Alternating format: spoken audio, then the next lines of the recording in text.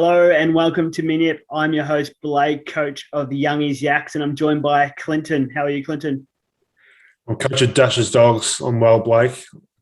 I'm looking forward to reviewing round one. It's just an okay start, or not even that, but it's a long season, so I'm looking forward to getting into the real game of AFL Fantasy, and that's the trades. Yeah, that's it. We're covering AFL Fantasy tonight. First show where we're just covering solely AFL Fantasy, so very exciting to get into it. If you're watching us for the first time, make sure you like and subscribe to the channel on YouTube, or follow us if you're listening to us on podcasts, Apple or Spotify podcasts. So, yeah, make sure you like and subscribe to the shows. This will be the last week, Clinton, that we've got our prize money for our Patreon league. So make sure you check out our page on Patreon, which is www.patreon.com/Miniet Fantasy Sports Community. So might have said a few too many W's there, Clinton, but you said about 5 W's then. Yeah, so just to clarify what you said, I think it's our planned structure going forward is on Monday nights we'll do AFL Fantasy, and then on Wednesdays we'll do a show for Supercoach. So that's where our intentions are at the early stage of the year, and then see how each week goes. But Monday nights we'll record AFL Fantasy and look at how we went and have early thoughts about our moves for the week, despite there being a few days of news, etc., to transpire. Yeah, that's it. So last week to join the Patreon to get into those prize leagues to win $250 for AFL Fantasy. At the moment, our brother Mitchell's on top of that, so we don't want him winning. No. We don't want him winning the prize money. No offense, Mitchell. We want someone else to join the community. We'd much prefer to give the money to you than Mitchell. Sorry, Mitchell. And just on that, Blake, with the Patreon, there's obviously join us on Discord. So that's all part of our community. So we've got a Discord in play, and so good opportunity to discuss things with others. And I think now that round one's done, I think the Discord will start ramping up with discussions about players, and everyone's side's already different. So it's going to be exciting. Yeah, so once you join the Patreon, I'll send you the links to the Discord, which is our group chats, which will really ramp up over the next few weeks, hopefully. I'd just like to recognise that today is World Down Syndrome Day, Clinton. So I think it's important that we are raising awareness for people living with Down syndrome. And so for our Patreon subscribers, 10% of the proceeds will be going to Down Syndrome Victoria for the season. So that's something we're very passionate about. So I thought I'd just raise that today is World Down Syndrome Day, if you're unaware of that. I think our intentions are, as you just mentioned, 10% of each Patreon money will go towards that. We'll then also be having our captaincy scores. Maybe if you hopefully score under 100, we'll have that all in play. But then over the course of the year, we'll start seeing some more money going towards Down Syndrome Victoria. And our intentions are probably, Blake, is this time next year, we'll have that announced for this day, World Down Syndrome Day, and hopefully some money going towards Down Syndrome Victoria. Yeah, it'll be good to do that all in one go. Very good, Clinton. So we'll talk through how we went over the round one. So I'll kick us off there. So I scored 2,038. So very happy with my score, and I'm ranked 7,033 overall. With a team value of 15.1 million. So good amount of cash generation there as well. So how did you go, Clint? I scored 1982, which is pretty close to my birth year. Hopefully won't score as that low again, but that leaves me in rank 19,603.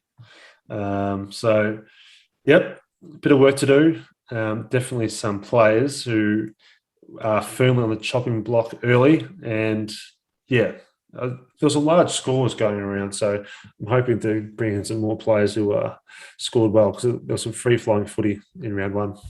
Yeah, that just proves how close the competition is. There's 12,000 rankings between us, and there's only 50 points separating us overall. So it's very tight competition early. So if you didn't go too well in round one, don't give up hope too early, because there's still plenty of time to catch back up. Yeah, we'll talk about Supercoach later in regards to performances. We'll talk about players that performed and didn't perform for us, Clinton. So this is our hits and misses segment, Clinton. So Yep. we're going to be doing a few new segments. Let us know if you have any ideas of changing the segment names or ideas of how to do that. But this is called hits and misses.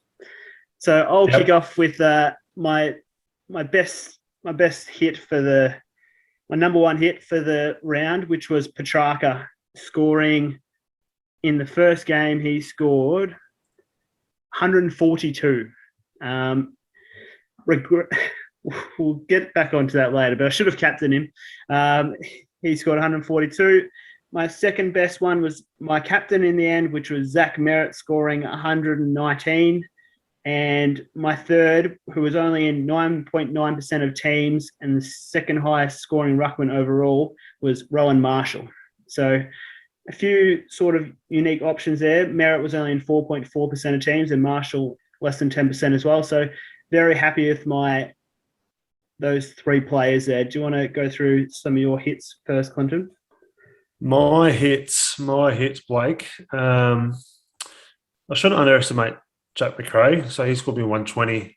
Had the VC on him. I chose not to bring in a loophole and take his score. Tuka was my captain. Watching him play, he's so impressive, but he didn't quite rack up enough marks and tackles. But I love watching him play. That's a separate discussion. Jack McRae's, first of all. Matty Rao, 117. I'm not sure if you had him in your team. I did, yeah. Didn't make your top three. Made my top three. Really impressed with how he went. And I thought I'd give a mention to Sicily. When there was some very ordinary scores in the back line, he stood up and scored me 96 points. So huge pat on the back to James Sicily there. Did mention Rao because you weren't on your own there, Clinton. He's in 53.9. I know that. 53.9% of teams. It was slim pickings, Blake. There wasn't a huge amount of. I didn't want to mention the other common players, but I just wanted to give him a pat on the back for his 117 because that was impressive. McRae would be popular owned as well. Is that okay? Your three hits. Yes, he was. Very popular players. I was in the same boat. Thank you for reminding me that. But I was in the same boat with the defenders. At Saturday night, I had 13 players that had played, 5 of them defenders, and they were all my lowest scores. But we will might talk about that in our misses segment here. So these are players that are in our team, Clinton. These misses. Yes. My number one was one of my favourite players in the AFL, Jordan Wrigley. I made a last-minute decision to bring him in. I was going to have Dan Houston, but I thought he was in your team. Oh. I thought he was in your team, and I didn't want to copy you. So I went Ridley, who was the same price, and it was about 65 points different, at least. So he's my number one disappointment for the week. Player number two was, even though he wasn't on my field, was Kane Baldwin, because I should have selected Martin instead. I thought he had a better job security, but he barely got a touch of the ball. It helps. Yep. My third disappointment, even though he scored pretty well, but for his price, I wanted him to crack 100, was Tom Mitchell. And he scored 89. So he's my third disappointing player, my miss. Yep. Okay. I'll just like to add to that. Honourable mention as a miss. The Essendon. Hang on. We're already doing on. We're already doing on. Yeah. Go. Their honourable mention miss is the Essendon Football Club. They were, as a supporter, that was very, very difficult to watch. So player A, Ridley, player 2, Baldwin, and thirdly, probably just the Essendon Football Club in general, besides Zach Merritt. Yep. Okay. I couldn't watch after Fair halftime. enough. It was Okay. disgusting.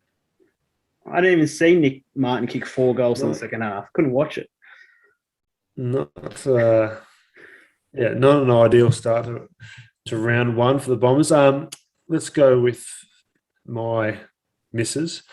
Number 1 for me, which is a player I was pretty confident in, especially with Jake Lloyd out. McInerney from Sydney. Did he enter your team, Blake? Oh, clearly not. At no McInerney stage did he enter my team. Oh, so he scored 43 and appears to have hurt himself late in the game. So I think he's in need of culling, especially considering his price, which he's now lost a bit, no doubt, but he's 565k, so he's going for me. Number 2, which is a bit of a flow-on story to our next segment, but once Ralph Smith wasn't selected for the Richmond Tigers, I gained a lot of confidence in Rioli in his role that he'd be distributing the ball across half-back. So I jumped on him, omitting someone else from my team to bring in Rioli, and then to Richmond to not perform very well, and Rioli scored 56. I didn't see large parts of that game, but just looking at that score makes me, not very impressed. So Rioli, and the third player, I think he needs a bit of a mention here because especially his opponent, Max Gawn scored 79. I'm not happy with that, and especially with old mate speaking no English, dominating around the ground. Tim English got plenty of marks, etc. But Max Gawn, he just lacked. He gave away free kicks and he was dropping some marks, which was bizarre for him. So I'm hoping that's just one low score and he'll score 100s for the rest of the year, because disappointing start to have 79 next to his name, considering his price. Oh dear. He's eating popcorn before the game. I think Maxi Gawn is just Butterfingers slipping right through.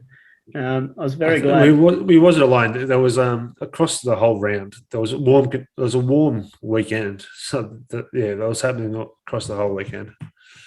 And that just emphasises why Marshall was one of my biggest hits, because a lot of teams had Gawn, and have that differential payoff was very satisfying.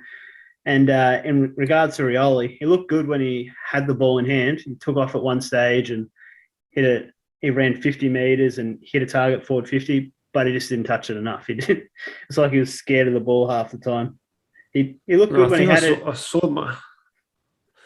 the last quarter a bit, and I don't think he's touched it a lot throughout that stage. I think it was purely Carlton had the ball. So oh well, we'll see what we can do. Yeah. Did you want to go into Dash's disappointments after that, Clinton? Well, you've noted that because I'm guessing it starts with D.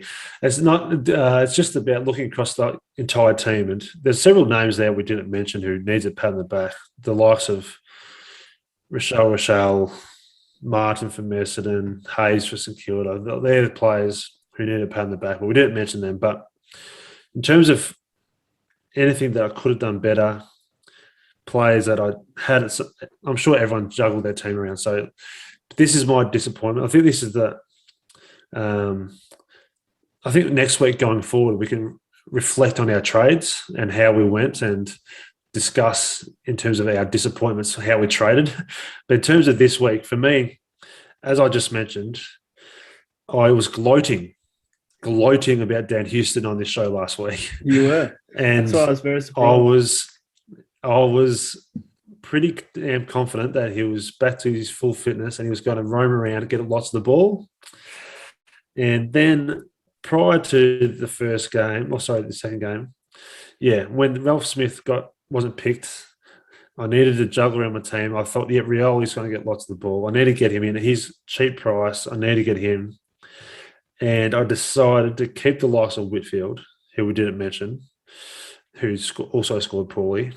But I chose to keep Whitfield. But then, I got rid of Dan Houston. So my biggest disappointment, Blake, is that era because I was really confident in him. Him to come out and score 150 at the Gabba, and then I know Port Adelaide, looking at their fixture prior to round one, their first 8 rounds are favourable. They were going really well until injuries hit them pretty hard. So who knows? But right now, that's my biggest disappointment is I was confident about Dan Houston, but then at the last minute, he was the one So everyone has these stories, but that's mine. I got rid of Dan Houston's 150 to bring in Dan Rioli's 56. That's mine. and there is Dash's disappointment. That's Dash's disappointment right there. I was surprised you didn't mention Andrew Brayshaw in your disappointments as well. Well, he's a player I like, but I'll admit he wasn't in my team for a lot of the preseason. So similar to you, Clinton, Houston was a player that a similar player that Blake's disappointments. Blake's bundle. Oh, what? Okay, yeah. So you pumped up Dan Houston. I was sure that you were going to pick him in your team. A similar player that pretty much everyone else selected in their team, but I didn't, was George Hewitt. I was pumping him up all preseason, saying he's got the role. Looked good in practice matches. If you watch the Defender show, I was talking about him for about 5 minutes for Supercoach and Fantasy. I was pumping him up just like everyone. I had him in my team all the way up until about the day before round one started, where I thought, oh no, with Walsh coming back soon, he might not play as many midfield minutes. So I got rid of him, and he scored, 115 approximately. And so that was he scored 90. He scored 91. So it's not. Oh, your disappointment is a bit lackluster, Blake. Considering Dan Houston's 150, you're disappointed with missing George Hewitt's 91. So yeah, I'm a bit disappointed. Not too many other players. There's not too many other players that were in my team, to be honest. You're pretty happy with his team. Yeah, I'm happy with my team. You're not disappointed. Lipinski scored well, but after that injury, a lot of people got off him, which was understandable. There wasn't that many players that I can't You're really not match disappointed. it. I got it. Okay. I can't really match You're not disappointed. Houston story. I did have Crisp, Whitfield, and Short, but I'm not actually that disappointed. I think they'll bounce back. Obviously, this round one score is disappointing, but I'm going to be holding them. I think they'll bounce back, and so they were disappointing for me. But yeah, I'm not so angry that I got it. Yeah, rage trade them out. Yeah. My disappointments aren't as bad. So I think this we probably dragged on here.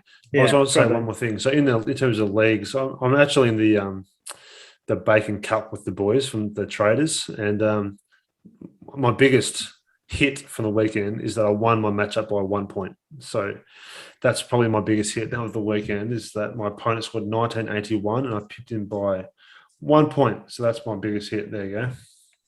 Well done, Clinton. Thank you.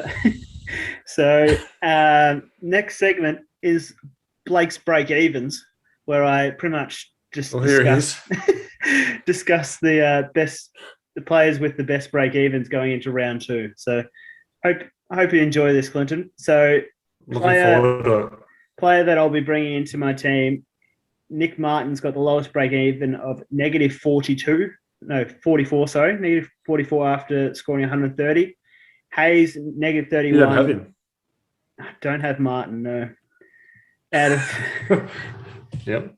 Out of all, I wasn't too disappointed in it because I No, thought don't, you can't carry on. Sorry Baldwin for had the interrupting your role. segment. Go. Martin, negative 44. Hayes, negative 31. Dacos, negative 7. Rochelle, negative 7. Stengel, negative 3. And they're the only players that are in the negatives. How many of those do you own, Clinton? Out of Martin, Hayes, Dacos, Rochelle, and Stengel? I don't own Stengel. I own the rest. Okay, so we're both 4 from 5. So not a bad start. We've got some good cash generation players there. I also had Jackson Mead, who's got a break even of 11, who's one of the lowest scoring. And one I don't have is Durden for Carlton, who's got a break even of 2. I better say Durden. Yeah, Durden played well. Yeah, he's got a break even of 2. But with the COVID news coming out of Carlton at the moment, I'm not too sure about selecting Blues players for the near future. He's obviously got a low break even and will go up in price, and he looked very lively in the forward line for them. But I'm not too sure about selecting Carlton players, Clinton. Yeah, we'll see how that pans out. Obviously, recording Monday night's going to be a bit early to try and work out. You can't predict the future the next few days, but yeah, it's going to be mindful of every news that comes out. So Carlton or some other team, yeah, it's just the season that it is, and we've dealt with it the last 2 years. So just a quick question for you is regarding our defenders. So that's for me my issue right now. My current bench looks like McCartan and De Koning on the bench. De Koning is likely to miss with concussion, I believe. Yeah. And then my trades that I'm looking at doing is the defenders. So that's just somewhere I need to sort out because I've got the likes of McInerney and Rioli. Houston is obviously a player who's our defender rookies is the area that's going to be wonder of the year because I think it's pretty bare at the moment. Do you know who's got the lowest break even as a defender, Clinton? The lowest break even, I'd guess, is no, hit me. Luke Foley for West Coast Eagles at a price of 404. Yeah, it's got a break even of 11. He played well. Yeah, so that might be a Rioli swap for you. Just one thing, like also with the positional changes which will happen, dual position come round 6. There's a player that I'm not sure if we needed to talk about this now, but Luke McDonald in the midfield, who virtually plays at halfback. I think Aaron Hall is a player that surprised with how quickly he maybe came back from that hamstring. And yeah, I'm not sure exactly the saving there on the difference there, but Luke McDonald looks pretty impressive. So he's one to watch from my end. Yeah. I've only got the defenders break evens up for you at the moment. Sorry, Clinton.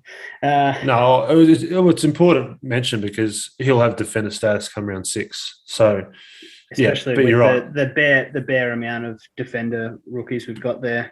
But you're right. In the short term, we need to sort out the defenders. So Joel Smith for Demons, he's got a break even of 13. I'm not too sure about his job security with Lever not playing.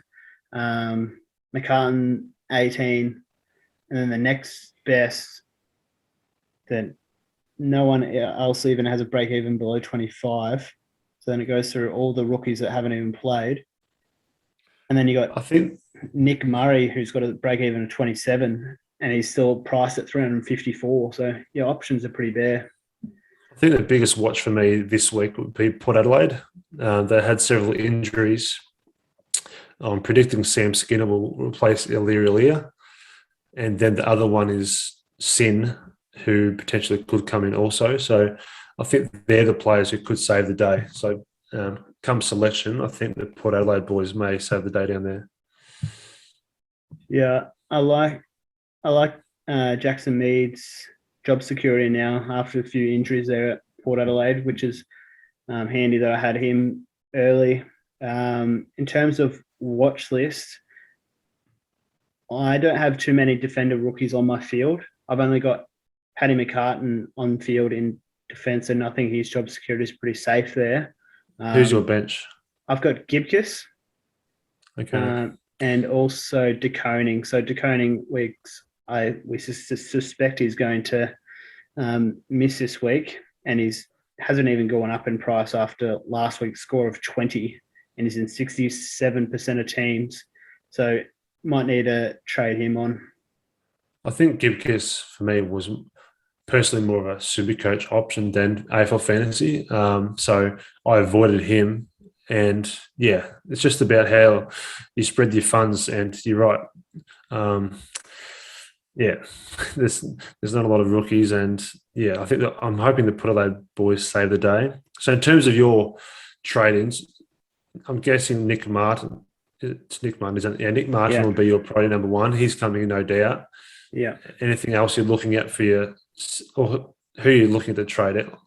For me, the biggest issue is, which players do I cull? And this is with the AFL Fantasy game. It's just moving players going down in price whose role isn't great, etc. So, and yeah, potential injuries. So for me, already McInerney and Rioli are the two who are looking like I might trade out. But then, yeah, it's a question for me is who do I get in, and maybe one up, one down, which is probably likely. But if I go down, I think that's probably going to be a Port player, as I mentioned. But for you, you're getting, I'm guessing Martin. Who are you going to trade out for Martin, and what's your second trade?